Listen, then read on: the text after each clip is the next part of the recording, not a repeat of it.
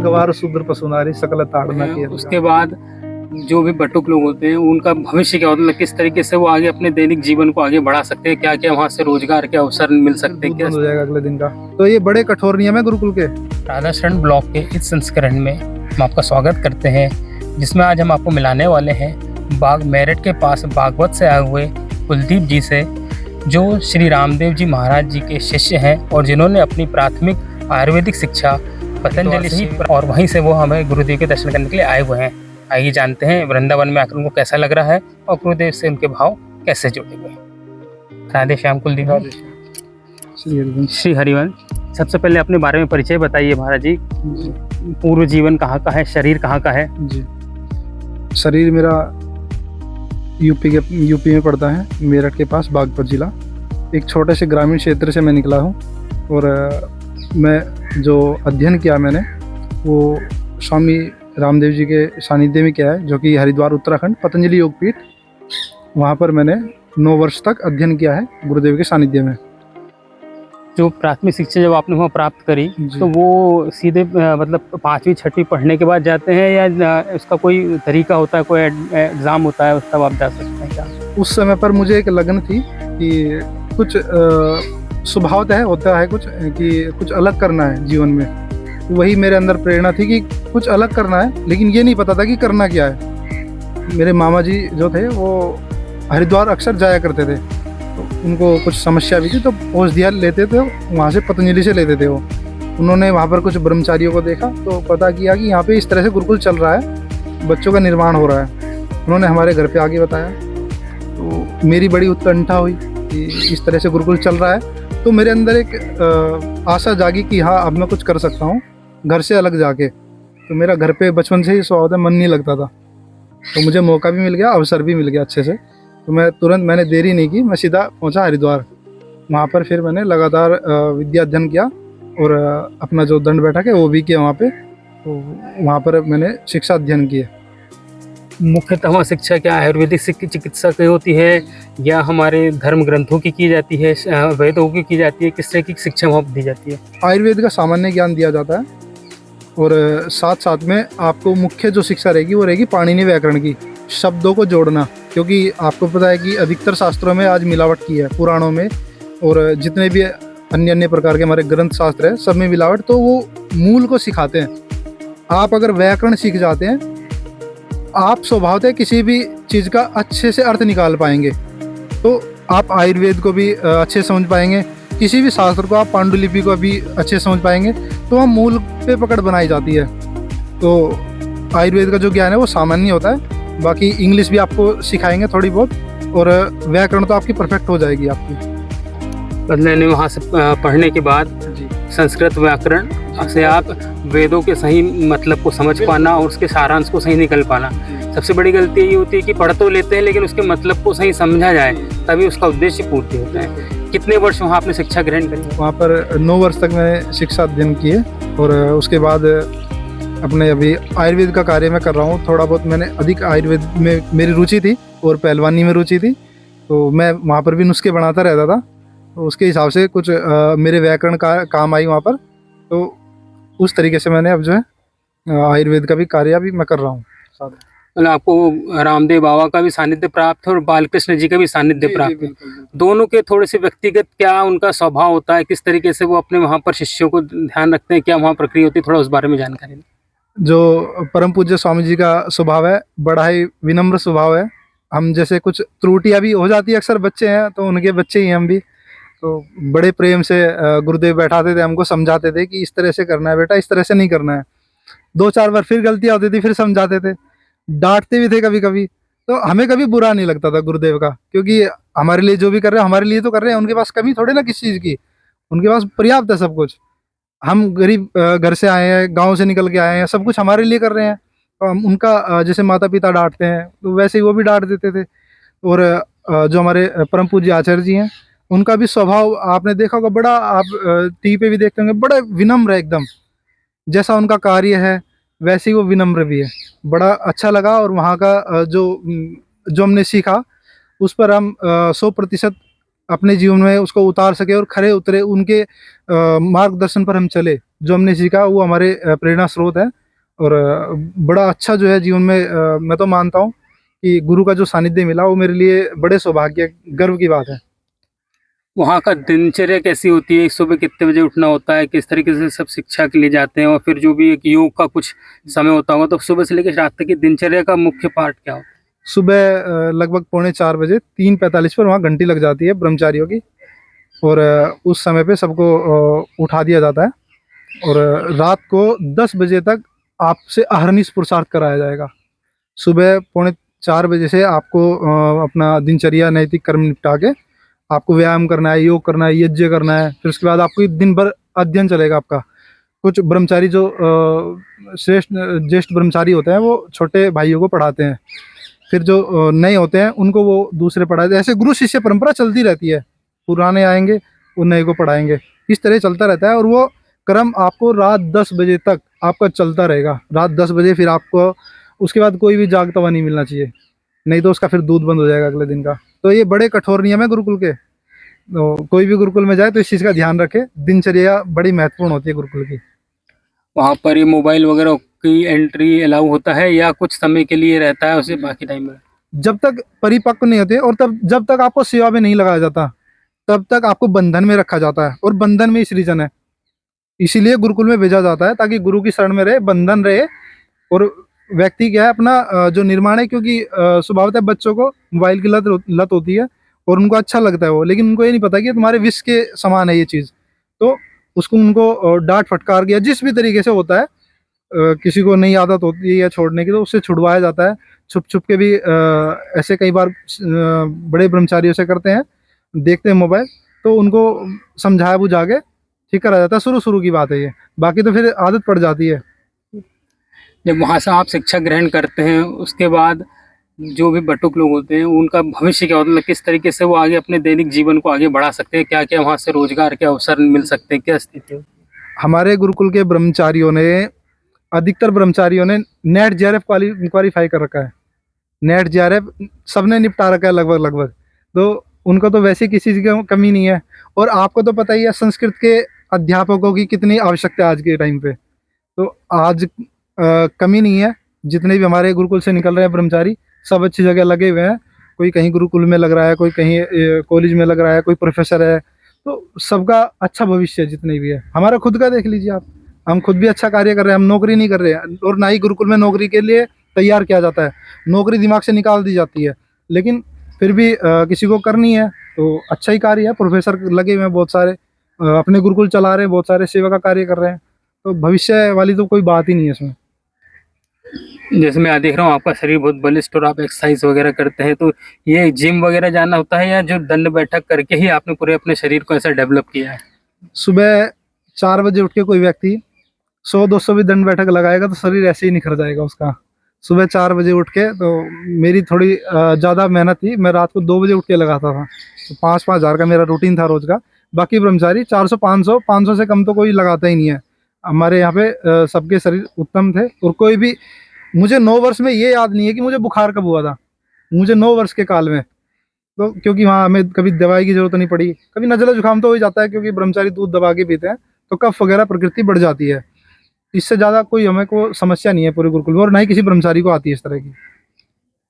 जो आजकल परिवार है वो बड़े संकीर्ण और जो आका वो भोजन प्रसादी मिल रहा है वो दूषित मिल रहा है, तो किस तरीके से परिवार अपने बच्चों को क्या पोषण दे ताकि वो स्वस्थ भी रहें और उनके शरीर में पौष्टिक आहार भी पहुंचे? तो क्या उनका दिनचर्या कैसी होना चाहिए?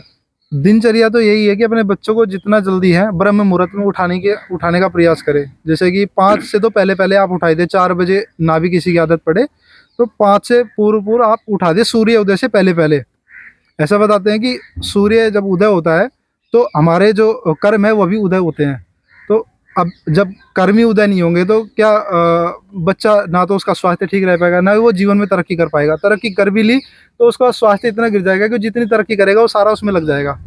तो आप अपने बच्चों को सोचते हैं कि थोड़ा और सो जाएगा बेटा, थोड़ा और सो जाएगा, लेकिन आप नरक में धकेल रहे हैं अपने बच्चों को।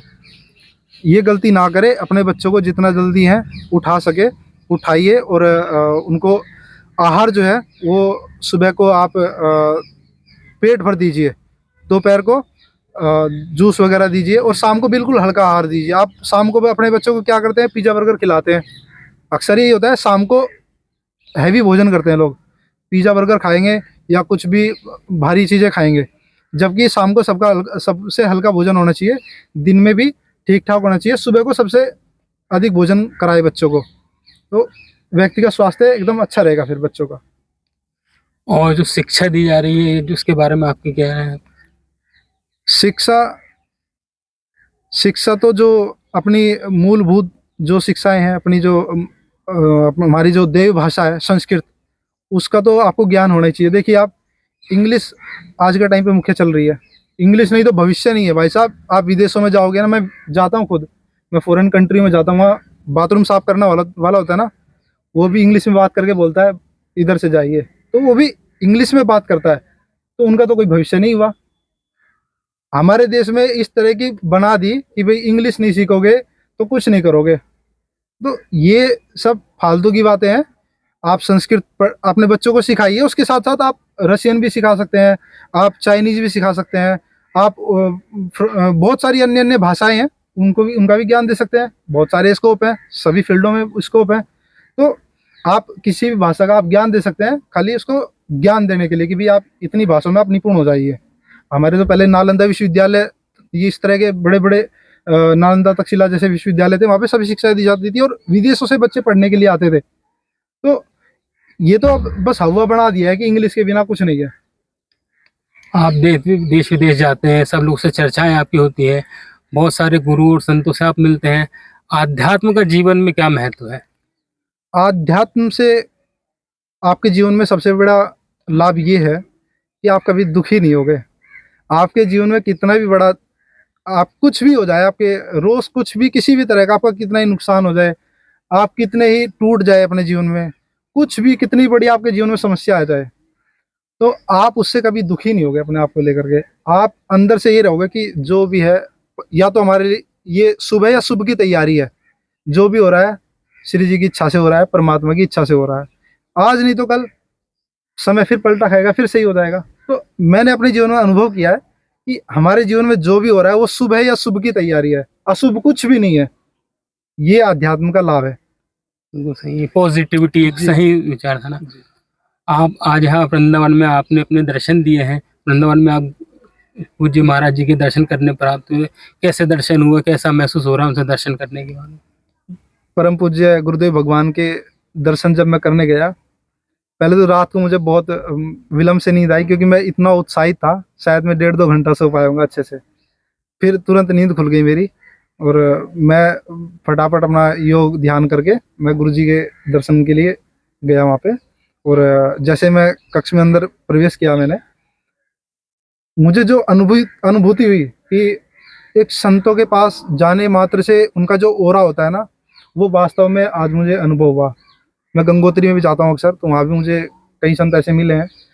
और ऐसे गुरुदेव भगवान के पास जब मैं गया, तो मैं आपको सत्य बता रहा हूँ, ये अपने अंदर की हृदय की बात, मेरे अंदर 10 गुना ज़्यादा बल बढ़ गया था। 10 गुना ज़्यादा, जितना सामान्य रहता है उससे 10 गुना अधिक। ऐसा लग रहा था कि मैं शायद यहाँ कुछ भी करूँ मैं थकूंगा नहीं। और इतना हर एक बॉडी का जो मसल्स है, जो मांसपेशियाँ, वो ऐसे फड़क रही थी ना, इतनी पावर ऊर्जा उनमें आ रही थी ना, मैं अपने आप को संभाल नहीं पा रहा था, इतना भाव उत्पन्न हो रहा था। और गुरुदेव को बस देखने का मन कर रहा था, बस गुरुदेव की तरफ देखते रहे और उनसे आशीर्वचन लेते रहे। इतना अच्छा अनुभव मिला मुझे जीवन में, शायद मेरे लिए ये पहला ऐसा क्षण होगा जो मुझे इतना आनंद की अनुभूति हुई गुरुदेव भगवान के दर्शन करके। तो वहाँ अंदर जब आप गए तो आप क्या एक्टिविटी हुई, क्या प्रश्न उत्तरी हुई आपकी गुरुदेव से? गुरुदेव से प्रश्न मैंने किया था।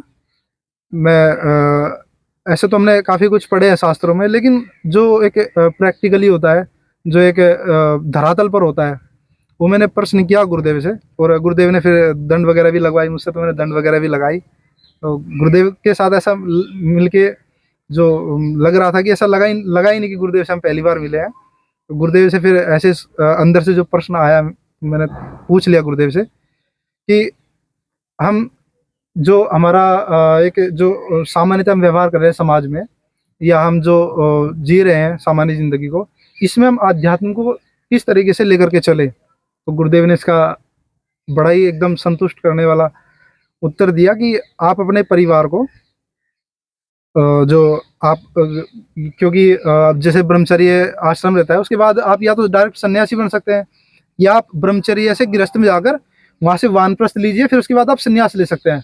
तो गुरुदेव ने यही बताया कि आप अगर इस विधि से चलेंगे तो आप ज़्यादा सफल हो पाएंगे अपनी गृहस्थी में भी। चूँकि गुरुदेव ने इसको स्पष्ट कर रखा है गुरुदेव ने कि दोनों में आप अब कुछ लोग होते हैं कि सन्यासी बन के भी आप उस लेवल के नहीं हो पाते, और अधिकतर पहले संत गृहस्थी होते थे। तो गुरुदेव ने उसी हिसाब से समझाया कि गृहस्थी भी संत होते थे, और उस हिसाब से आप अगर चलेंगे तो उसमें भी आप अच्छा कर सकते हैं। जो आप गुरुदेव के पहले सत्संग सुनते होंगे मोबाइलों पे और उस पे, तो गुरुदेव के कौन सा सत्संग ने आपको विकल कर दिया कि आप रहे बिना नहीं रहे और आपको यहाँ आना ही पड़ गया? गुरुदेव का जो मैंने सबसे पहले सत्संग सुना था मोबाइल पे, ऐसे ही मैं सत्संग वगैरह मुझे रुचि थी बचपन से ही, तो ऐसे ही मोबाइल चला रहा था, तो उसमें आया एक ढोल गवार शूद्र पशुनारी सकल ताड़ना के अधिकारी। ये इसकी व्याख्या जब मैंने सुनी गुरुदेव भगवान के मुख से, तो मैं एकदम से मतलब अचंभित रह गया कि इतनी सुंदर व्याख्या ये सामान्य नहीं हो सकते। इतने सरल शब्दों में इतनी आसानी से कैसे समझा दिया गुरुदेव भगवान ने। तो तब से मेरी उत्कंठा थी, और ये कई साल से, लेकिन कभी सौभाग्य नहीं मिल पा रहा था। शायद गुरुदेव भगवान की उनका आदेश हुआ तो मैं अंदर से स्वतः ही प्रेरणा आ गई। इच्छा बहुत टाइम से थी, और आया भी उसके बाद बहुत बार वृंदावन, लेकिन गुरुदेव भगवान का कभी आदेश ही नहीं हुआ, क्योंकि हम इस योग्य ही नहीं थे। जब लगा गुरुदेव भगवान को कि इनको कुछ मिलना चाहिए, तो गुरुदेव भगवान ने बुला लिया अपने पास, तो इसलिए दर्शन हो गए गुरुदेव भगवान के। बड़े मैं तो 2 दिन से बड़ा उत्साहित था, मुझे नींद भी नहीं आ रही अच्छे से, तो बड़े धन्य हो गया मैं दर्शन करके गुरुदेव भगवान के। आपको जीवन में कभी भी फिर से यदि जन्म लेने का मौका मिले तो आप अपने आप को कहाँ रखना चाहेंगे कि जो आपने अभी तक जीवन जिया है उससे फिर आपको लगता हो आपने निचोड़ निकाला है कि नहीं मेरा ये जो जीवन है ऐसे ही होना चाहिए आगे, या फिर इसमें क्या सुधार की गुंजाइश है? अक्सर जो व्यक्ति साधु संतों के आसपास रहते हैं, वो उनकी ये स्वभावतः ही हो जाता है कि उनको मुक्ति लेनी है, जन्म उनको नहीं चाहिए।